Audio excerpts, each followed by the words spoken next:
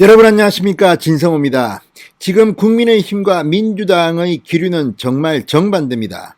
국민의힘은 점점 더 이 기운이 상승하는 조짐을 보입니다. 윤석열 전 검찰총장도 이제는 국민의힘과 뭔가 큰 뜻을 이루려고 하는 것 같습니다.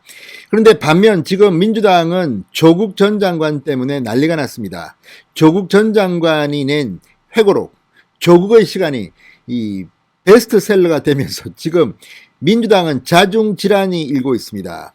이재명 경기도지사를 제외하고 이낙연, 정세균, 추미애 등 이른바 대권주자들은 동정심 어린 시선을 보내고 있습니다. 반면 조응천 의원 등 이 비주류 의원들은 지금 강하게 반발하고 있습니다. 국민의힘은 이준석 돌풍이 있는데 민주당은 지금 조국 때문에 다시 수렁에 빠진다, 이런 취지의 비판이 나오고 있습니다. 이런 가운데 대통령 선거를 불과 9개월 앞으로 앞둔 지금 조국이 민주당을 말아먹는다는 이런 분석이 나오고 있는 게 현실입니다. 자, 그런데 송영길 민주당 대표가 내일 기자회견을 갖는답니다. 자, 당대표 취임 한 달을 맞아서 긴급 기자회견을 맞는데 이 자리에서 조국 사태에 대해서 공식 사과할 것이라고 한겨레 신문이 방금 전 보도했습니다. 자, 한겨레 신문의 이 보도가 맞다면 아마 민주당은 이제 내전 상태에 들어갈 수도 있습니다. 두 쪽 날 수도 있다는 겁니다. 그만큼 조국은 민주당에게는 뜨거운 폭탄입니다. 자, 조국, 문재인 대통령이 마음의 빚을 지고 있다고 말했을 만큼 문재인 정권에서 친문 지지자들은 조국에 대해서 여전히 뜨거운 지지를 보이고 있습니다. 그래서 책도 잘 팔리는 모양입니다. 그러나 국민의힘 야권은 지금 박수를 치고 있습니다. 아우, 조국 정말 엑스맨 역할을 톡톡히 하고 있다. 지금 네가 그게 할 말이냐. 자, 그리고 한동훈 검사장 등 당사자들, 그 책에서 언급이 된 당사자들은 지금 조국을 거의 조롱하고 있습니다. 자, 이런 가운데 송영길 민주당 대표가 내일 기자회견에서 어떤 식으로 조국 사태를 사과할지 귀추가 주목됩니다. 그런데 여기서 주목되는 것은 송영길 대표는 조국만 사과하는 게 아닙니다. 박원순, 오거돈 두 전직 시장의 이 성추행에 대한 사과도 함께 할 것으로 보입니다. 이것 말고도 문재인 정권이 잘못한 데 대해서 다 사과하겠답니다. 문재인 대통령 기가 막힐 겁니다. 내일 송영길 대표가 직접 이 문구를 다 작성할 것으로 보입니다. 자, 이제 민주당 내분이 일어서 내전 상태가 돼서 두 쪽 나는 것도 시간 문제인 것 같습니다. 진성호의 직설 시작합니다. 방송에 앞서 아직 진성호 방송의 구독자가 아니신 분들은 붉은색 구독 버튼 눌러주십시오. 더 좋은 방송으로 보답하겠습니다. 자, 한겨레 신문이 웬일입니까? 방금 전 충격적인 보도를 했습니다. 자, 취임 한 달을 맞은 송영길 민주당 대표가 내일 기자회견을 합니다. 그리고 조국 사태에서 빚어진 이른바 여권의 내로남불 태도와 관련해서 공식 사과하기로 했다고 보도했습니다.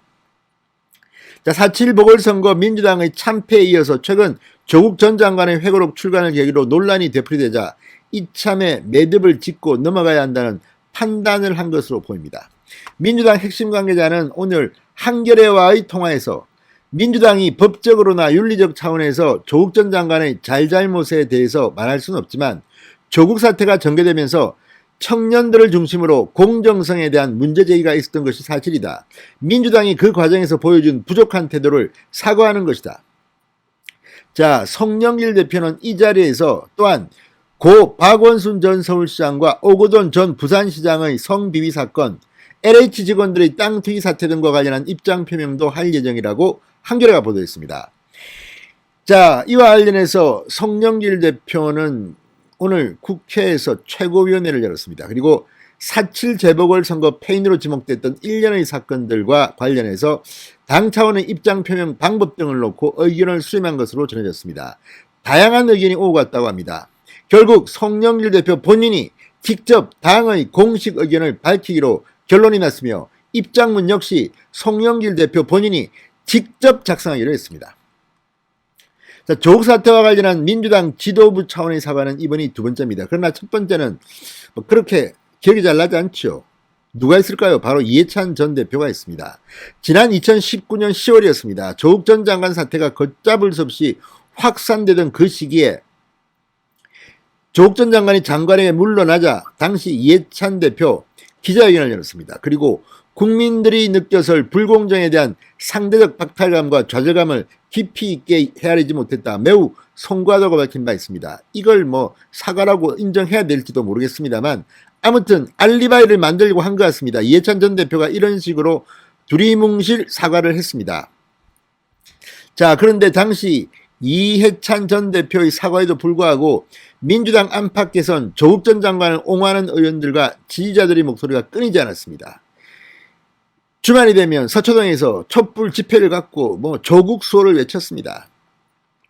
이후 여권 고위 인사들의 부적절한 처신 등이 논란을 빚으면서 내로남불 위선 이미지가 민주당에는 짙어졌습니다. 지난번 서울시 선관위가 내로남불 하면 민주당이 떠오른다고 생각했는지 이 내로남불 표현도 쓰지 못하게 했던 걸 여러분 기억하시죠?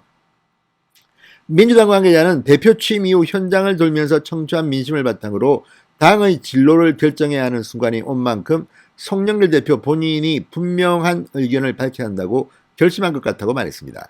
자, 지금 송영길 대표 전국을 순회하면서 민심을 청취했는데 거기서 민심도 청취했지만 송영길 대표도 문재인 정권을 비판하는 발언들을 상당히 많이 했습니다. 자, 이제 송영길 비주류입니다. 문재인 정권을 향해서 어떤 발언을 할지 모르겠습니다. 그러나 이걸 하지 않으면 민주당이 망합니다. 그리고 이걸 하게 되면 문재인이 망합니다. 아무튼 민주당 조만간 두 쪽 날 것 같다는 그런 예감이 듭니다. 진성의 직설이었습니다. 여러분 감사합니다.